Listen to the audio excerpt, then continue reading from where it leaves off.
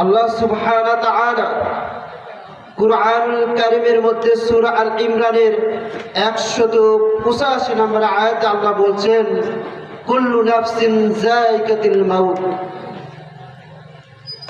প্রত্যেকটা প্রাণীর মৃত্যুর স্বাদ গ্রহণ করতে হবে।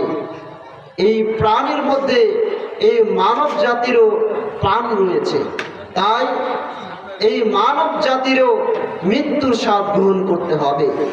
আল্লাহ বলেন, মাওলা বলেন, মালিক বলেছেন, ওয়া ইন্নামা তুওয়াফাউনা উজুরাকুম ইয়াওমাল কিয়ামাহ, নিশ্চয় কিয়ামতের দিন প্রত্যেকের কৃতকর্মের প্রতিদান দেওয়া হবে।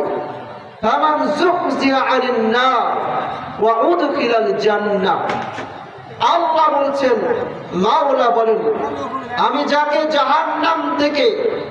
জাহান্নামের আগুন থেকে বাঁচিয়ে, যাকে ফামান যুহজিহা আনিন নার, নার মানে আগুন থেকে কি করি, ফামান যুহজিহা আনিন নার ওয়া উদখিলাল জান্নাহ, যাকে জান্নাতে প্রবেশ করাই, ফাকাদ ফাজ, আল্লাহ বলেন তারাই তো সফল কাম। আল্লাহ বলছেন তারাই তো সফল কাম।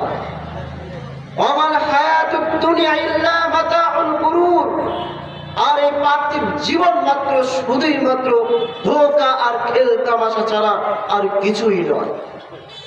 আল্লাহ বলছেন, মাওলা বলেন সূরা আনকাবুতের 56 এবং 57 নম্বর আয়াতে বলছেন, ইয়া ইবাদিয়াল্লাযীনা আমানু, হে ঈমানদারগণ, হে বান্দাগণ, হে বিশ্বাসীগণ, তোমরা যারা ঈমান এনেছো, ইন্না আরদি ওয়াসিয়াতুন, আল্লাহ বলছেন ওয়াসিয়াতুন ফাইয়া ফাআবুদুন, অতএব আল্লাহ বলছেন তোমরা যারা ঈমান এনেছো, বিশ্বাস করেছো, আল্লাহ বলছেন আমার জমিনটা প্রশস্ত, কাজে জমিনের মধ্যে তোমরা আমার ইবাদতের জন্য মগ্ন হয়ে যাও, তোমরা ইবাদতে প্রতিপন্ন হও।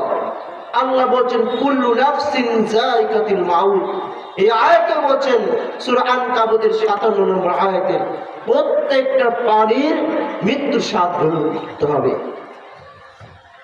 তাহলে আমাদের মৃত্যু অনিবার্য, আমরা কি মৃত্যুর জন্য প্রস্তুত? আল্লাহ বলেন ওয়া ইন্নামা তুওয়াফাউনা উজুরাকুম ইয়াওমাল কিয়ামাহ, কিয়ামতের দিন প্রত্যেকের কৃতকর্মের প্রতিদান দেওয়া হবে। আমরা কি এর জন্য কি প্রস্তুত হয়েছি? আমাদের কর্মটা কি হবে?